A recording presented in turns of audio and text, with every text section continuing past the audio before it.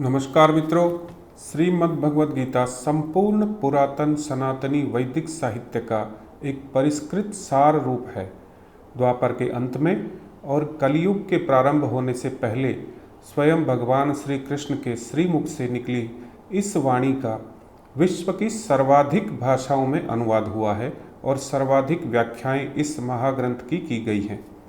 हमारा प्रयास है कि इस वीडियो श्रृंखला के माध्यम से व्याकरण की कठिन शब्दावली को अलग कर सरलतापूर्वक बिना किसी की सहायता के हम गीता का स्वाध्याय स्वयं कर पाएं। हरे कृष्णा। श्लोक क्रमांक 6।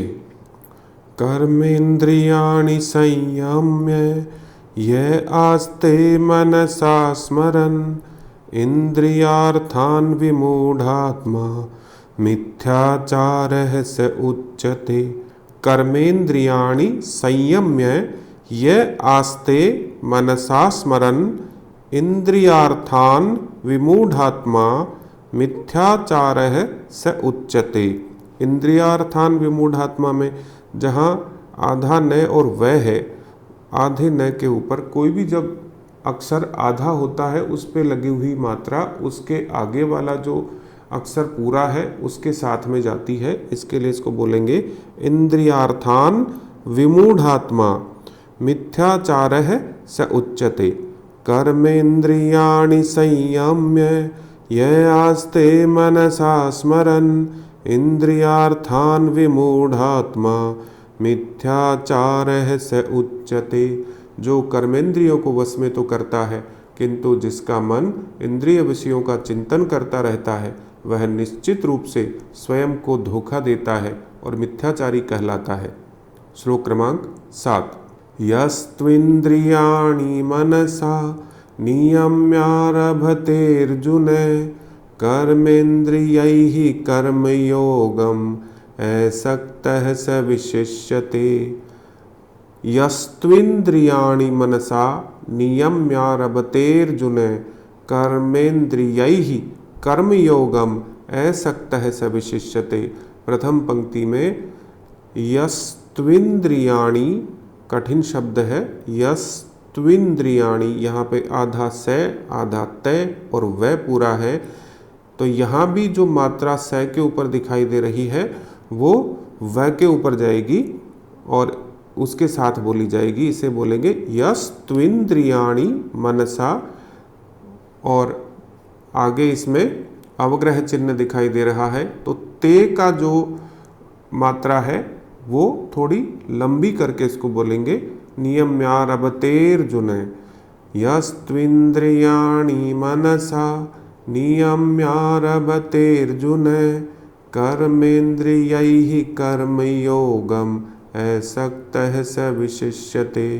द्वितीय पंक्ति में कर्मयोगम असक्तः जहाँ लिखा है वहाँ कर्मयोगम ये पहले बोला जाएगा और उसका मैं का आकार उसके बाद वाले भाग में बोला जाएगा। कर्मेन्द्रियैः कर्मयोगम असक्तः स विशिष्यते।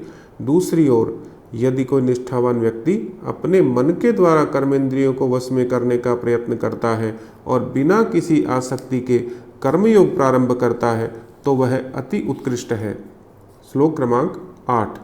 नियतं कुरु कर्म त्वं कर्म ज्यायो ह्य कर्मणः शरीर यात्रापि च ते न प्रसिद्धेद कर्मणः। नियतं कुरु कर्म त्वं कर्म ज्यायो ह्य कर्मणः शरीर यात्रापि च ते न प्रसिद्धेद कर्मणः। प्रथम पंक्ति में जहाँ लिखा हुआ है यह कर्मण है, यहाँ पर है आधा है और यह पूरा है, दोनों को मिलाकर साथ में बोला जाएगा यह कर्मण है। द्वितीय पंक्ति में भी जहाँ लिखा है प्रसिद्धेद, ये थोड़ा कठिन है जिसमें आधा ध है और आगे यह के साथ लगा हुआ है। प्रसिद्धेद कर्मण है। नियतं कुरु कर्म त्वं कर्म ज्यायो ह्य कर्मणः शरीर यात्रापि च ते न प्रसिद्धेद कर्मणः। अपना नियत कर्म करो, क्योंकि कर्म ना करने की अपेक्षा कर्म करना श्रेष्ठ है। कर्म के बिना तो शरीर निर्वाह भी नहीं हो सकता। श्लोक क्रमांक 9। यज्ञार्थात् कर्मणोऽन्यत्र लोकोऽयं कर्म बन्धनः तदर्थं कर्म कौन्तेय मुक्त संगः समाचर। यज्ञार्थात् कर्मणोऽन्यत्र लोकोऽयं कर्म बन्धनः तदर्थं कर्म कौन्तेय मुक्त संगः समाचर। प्रथम पंक्ति में 2 जगह अवग्रह चिन्ह है, वहाँ थोड़ी मात्रा लंबी करके बोलेंगे। यज्ञार्थात् कर्मणोऽन्यत्र लोकोऽयं कर्म बन्धनः। यज्ञार्थात् कर्मणोऽन्यत्र लोकोऽयं कर्म बन्धनः तदर्थं कर्म कौन्तेय मुक्त संगः समाचर।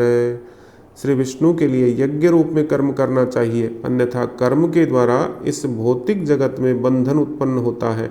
अतः हे कुंती पुत्र, उनकी प्रसन्नता के लिए अपने नियत कर्म करो, इस तरह तुम बंधन से सदा मुक्त रहोगे। श्लोक क्रमांक 10। सह यज्ञः प्रजाः सृष्ट्वा पुरोवाच प्रजापतिः अनेन प्रसविष्यध्वम् एष वोस्त्विष्ट कामधुक्। सहयज्ञः प्रजाः सृष्ट्वा पुरोवाच प्रजापतिः अनेन प्रसविष्यध्वम् एष वोस्त्विष्ट कामधुक्। द्वितीय पंक्ति में जहाँ लिखा है प्रसविष्यध्वम्, उसके बाद उसकी जो मात्रा है उसका आकार आगे बोला जाएगा। अनेन प्रसविष्यध्वम्, यहाँ प्रथम भाग समाप्त होता है। एष वोस्त्विष्ट कामधुक्। सहयज्ञः प्रजाः सृष्ट्वा पुरोवाच प्रजापतिः अनेन प्रसविष्यध्वम् एष वोस्त्विष्ट कामधुक्। सृष्टि के प्रारंभ में समस्त प्राणियों के स्वामी प्रजापति ने विष्णु के लिए यज्ञ सहित मनुष्यों तथा देवताओं की संततियों को रचा और उनसे कहा, तुम इस यज्ञ से सुखी रहो, क्योंकि इसके करने से तुम्हें सुख पूर्वक रहने तथा मुक्ति प्राप्त करने के लिए समस्त वांछित वस्तुएं प्राप्त हो सकेंगी। धर्मो रक्षति रक्षित है, अर्थात यदि हम धर्म की रक्षा करते हैं, हम उसका पालन करते हैं, तो धर्म हमारी रक्षा करता है। परंतु हम धर्म की रक्षा तब कर पाएंगे जब हम धर्म के बारे में जानेंगे, अपने पुरातन ग्रंथों को पढ़ेंगे।